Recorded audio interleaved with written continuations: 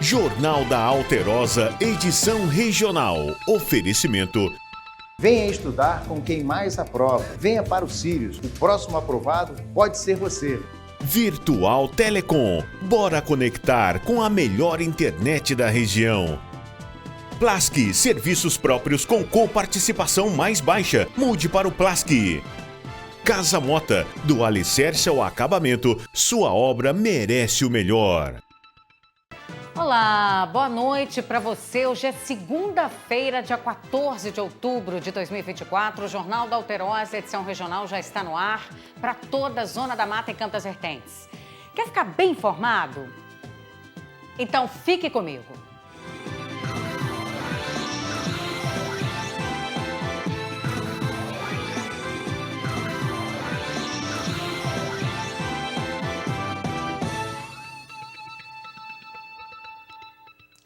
Cinco presos fugiram hoje pela manhã da penitenciária José Edson Cavalieri, em Juiz de Fora. Thales Davi Martins Lidório, de 24 anos de idade, Yuri de Castro Souza, de 22 anos, Fábio Nogueira Rodrigues, de 41 anos, Antônio Marcos dos Santos, de 36 anos e Patrick Amaral dos Santos, de 23 anos de idade. A Secretaria de Justiça e Segurança Pública informa que qualquer denúncia pode ser feita anonimamente ao Disque Denúncia pelo número 181. O sigilo é absoluto e a ligação é gratuita, tá? E, portanto, essa ocorrência sendo registrada dos 5 detentos que fugiram da penitenciária José Edson Cavalieri, no bairro Linhares, em Juiz de Fora. Um casal é suspeito de arquitetar o assassinato de um caseiro. Isso aconteceu em agosto deste ano, em Muriaé. O homem de 43 anos e a mulher de 31 anos foram presos hoje pela manhã. As prisões aconteceram durante a Operação Espólios. A vítima, de 57 anos, foi morta enquanto trabalhava como caseiro no distrito de Bom Jesus.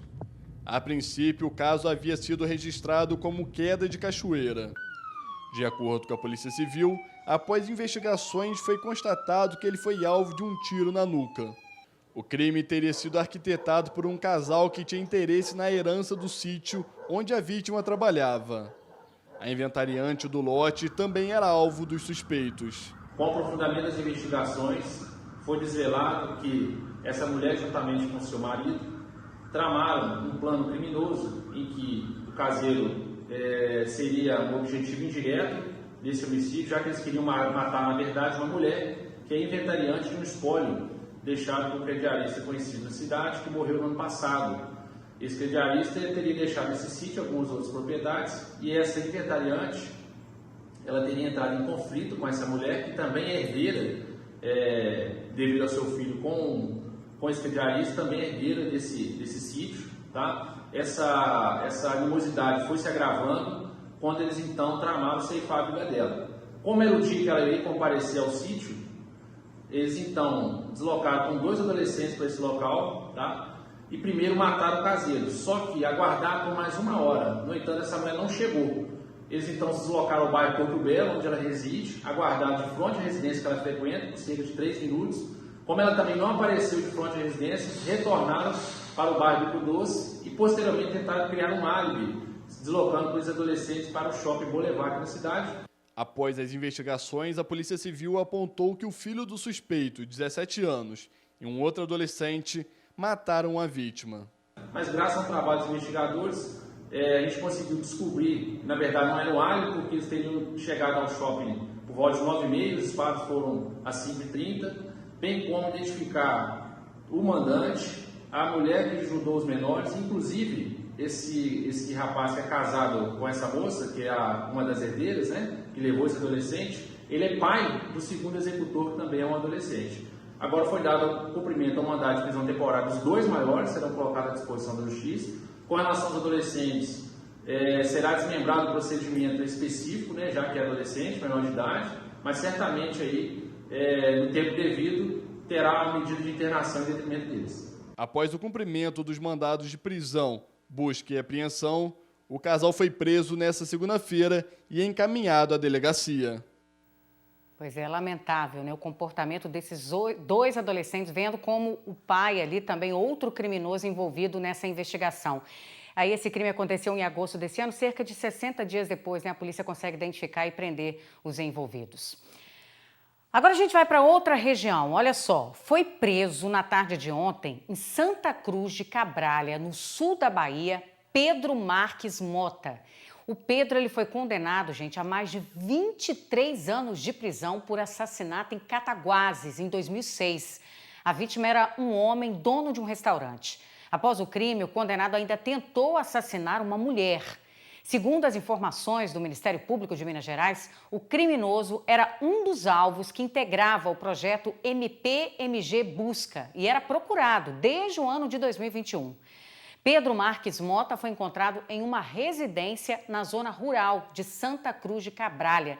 Está aí, portanto, saindo de Cataguases depois do cometimento aí desse crime e ser localizado do outro lado do país, lá na Bahia. Está preso agora. E olha só, foram velados nesse domingo em Belo Horizonte, na capital mineira, o corpo das vítimas da queda de um helicóptero do Corpo de Bombeiros de Minas Gerais. 6 ocupantes da aeronave morreram. Eles tinham acabado de atender a uma ocorrência de queda de monomotor em Ouro Preto. Seja feita a vossa vontade, assim na terra como no céu. Bombeiros, socorristas, familiares e amigos unidos com a mesma dor. A perda dos heróis que estavam a bordo do Arcanjo 4. As 6 vítimas foram veladas no Colégio Santa Marcelina, na região norte de Belo Horizonte. Colegas de corporação homenagearam as vítimas com as honras fúnebres.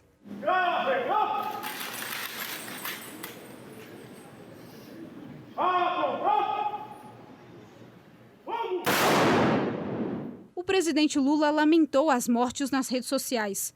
A quadra do colégio ficou lotada. O governador Romeu Zema cumprimentou os parentes das vítimas e em poucos minutos foi embora sem gravar entrevista.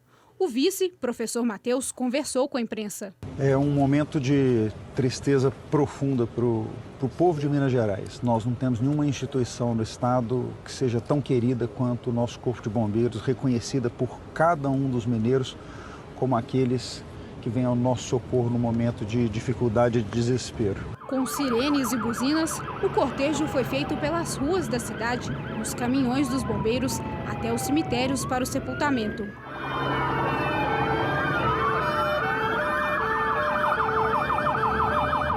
Estavam a bordo do helicóptero Arcanjo 4 o capitão Wilker Tadeu Alves da Silva, o tenente Victor Stelling, o sargento Wellerson Gonçalves Figueiros e o sargento Gabriel Ferreira Lima, todos do Batalhão de Operações Aéreas dos Bombeiros.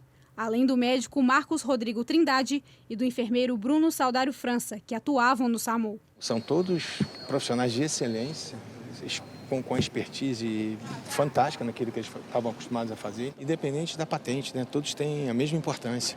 Então, do soldado ao coronel, todos têm o mesmo valor e para a gente é muito difícil. Entrar nesse velório e ver essa cena, para a gente realmente é uma situação assim, muito complicada. A aeronave foi deslocada para atender ao chamado da queda de um avião agrícola em Ouro Preto, na região central de Minas Gerais. De acordo com o Corpo de Bombeiros, o avião saiu de Ponte Nova, no interior de Minas, e seguia aqui para Belo Horizonte. O piloto, Adriano Machado, de 58 anos, estava sozinho na aeronave e morreu no acidente. Ele é natural de Veracruz, no Rio Grande do Sul. Essa aeronave decolou de Ponte Nova e poderia, depois desse pouso em Belo Horizonte, assumir alguns contratos de prestação de serviço com o Estado para realizar essa atividade de combate a incêndio. Então, por ser uma aeronave Air Tractor que faz o lançamento de água e também por ter essa informação de futura possível contratação, a gente entende que ele estava nessa via para chegar até Belo Horizonte e poder prestar esse serviço futuramente. Segundo os bombeiros, durante o resgate, o helicóptero da corporação bateu contra um paredão, conhecido como Pedra do Amolar, e caiu em uma área de difícil acesso. As condições climáticas podem ter influenciado. A gente tem uma última mensagem que não foi por gravação e não foi uma mensagem oficial de um dos tripulantes dizendo que eles teriam um teto, ou seja, uma condição de operação para decolar para Belo Horizonte. Eu acredito que o piloto que morreu no desastre, ele deva ter feito um esforço enorme para conduzir o avião para fora da área urbana, porque a pane começou a se pronunciar quando ele sobrevoava a área urbana, o centro histórico de Ouro Preto. As causas do acidente vão ser investigadas pelo CENIPA. E fica aí nosso sentimento aos familiares desses profissionais que morreram se dedicando ao trabalho. 2 crianças de 2 e 9 anos seguem internadas em estado grave após um acidente entre 2 carros ontem na rua Paracatu, no bairro Bandeirantes, em Juiz de Fora. De acordo com o registro da ocorrência, as crianças estavam em um carro de aplicativo junto com uma outra criança de 6 anos, um casal e um motorista. Essas outras vítimas tiveram ferimentos leves e foram encaminhadas ao hospital. Um dos passageiros relatou que o carro ele seguia no sentido contrário, invadiu a contramão e causou o acidente. A motorista desse carro ela foi presa em flagrante com sinais de embriaguez. Ainda segundo a Polícia Militar, o carro de aplicativo não tinha dispositivos de segurança para os menores. A gente fica na torcida para que essas crianças se recuperem o mais rápido possível. Um corpo, aparentemente de uma criança, foi encontrado em estado avançado de decomposição ontem em uma trilha que liga os bairros Nova Germana e Borboleta, em Juiz de Fora. De acordo com o registro da ocorrência, os restos mortais foram encontrados por crianças que passavam pelo local. Não foi possível identificar o corpo. A Polícia Civil encaminhou os restos mortais para o posto médico legal. E olha só, gente, um jovem de 19 anos foi morto a tiros. Isso aconteceu dentro de um táxi nesse domingo na cidade de Visconde do Rio Branco. Segundo as informações da Polícia Militar, o jovem ele solicitou uma corrida até o bairro Barreiro, onde se encontraria com uma garota. Enquanto ele aguardava no táxi, o jovem foi surpreendido por 2 pessoas que efetuaram os disparos de arma de fogo. O taxista levou a vítima para o Hospital São João Batista, onde foi constatado o óbito. Ainda segundo o registro da ocorrência, o jovem se encontraria com uma garota que tem namorado. Os suspeitos ainda não foram localizados. A gente vai dar uma paradinha agora, vou para um rápido intervalo e volto já já.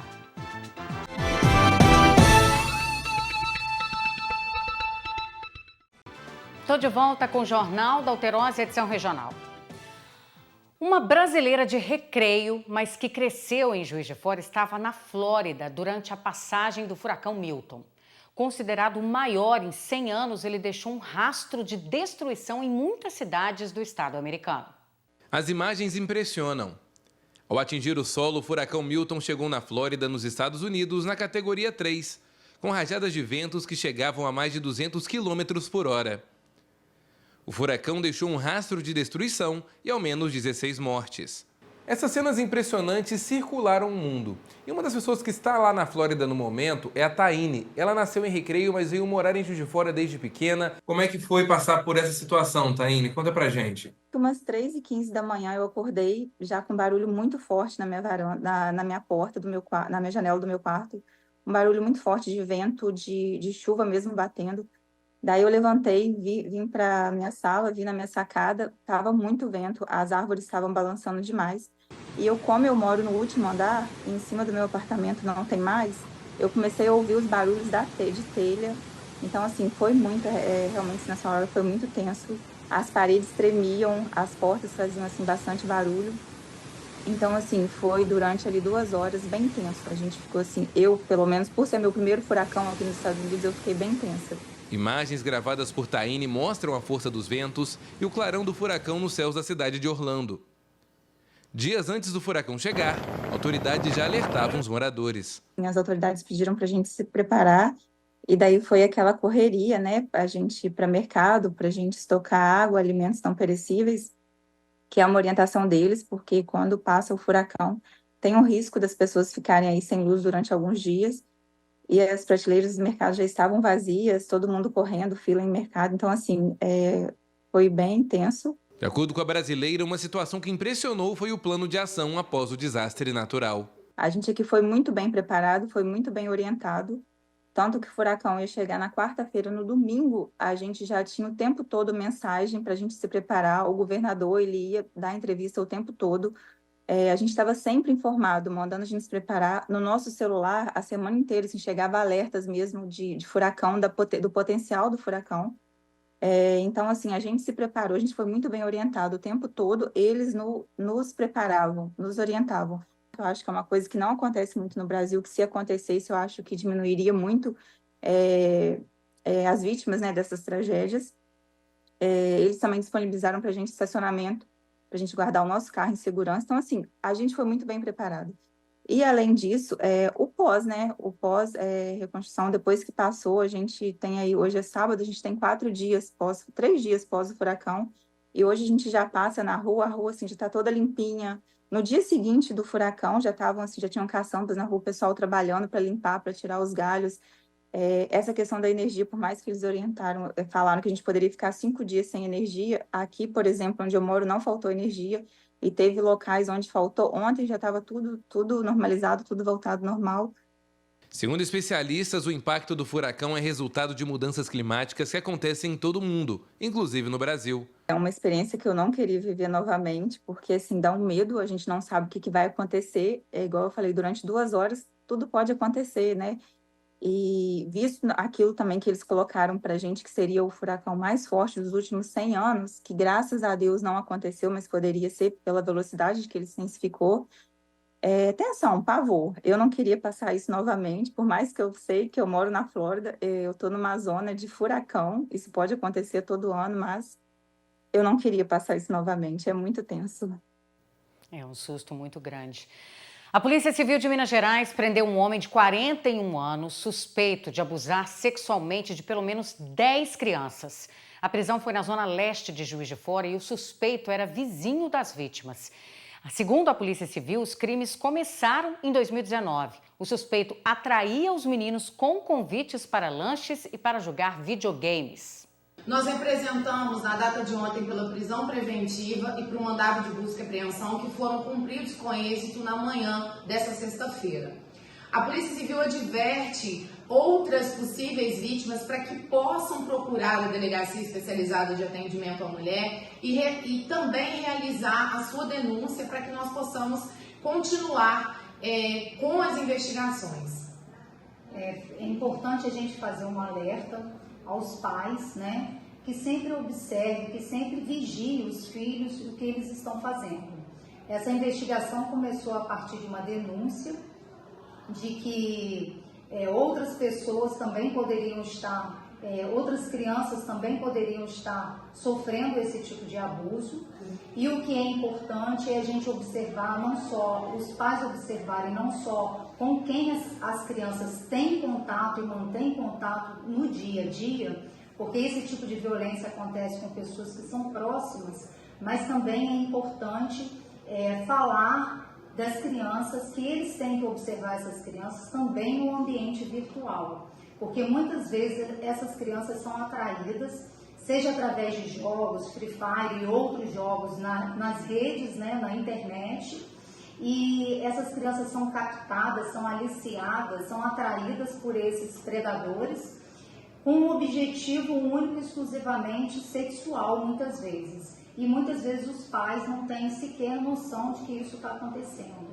Então é importante essa observação, não só no mundo real, como também no virtual. Tem que ficar atento. Um ônibus com 58 passageiros de São Tiago, entre eles estudantes e monitores, tombou ontem pela manhã na BR-418, perto de Carlos Chagas. O ônibus transportava um grupo em excursão de São Tiago, no Campo das Vertentes, para Porto Seguro, na Bahia.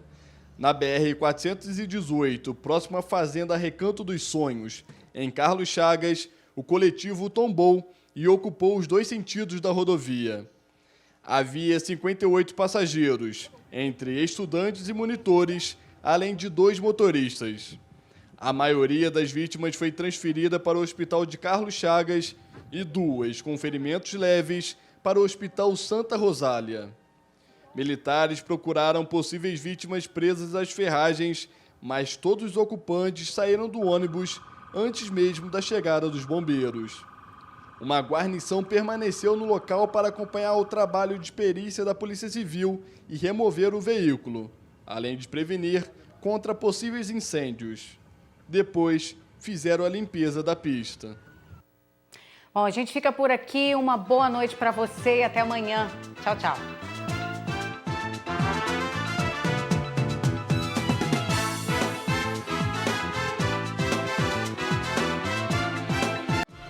Jornal da Alterosa, edição regional. Oferecimento. Venha estudar com quem mais aprova. Venha para o Sirius. O próximo aprovado pode ser você. Virtual Telecom. Bora conectar com a melhor internet da região. Plask, serviços próprios com coparticipação mais baixa. Mude para o Plask. Casa Mota, do alicerce ao acabamento, sua obra merece o melhor.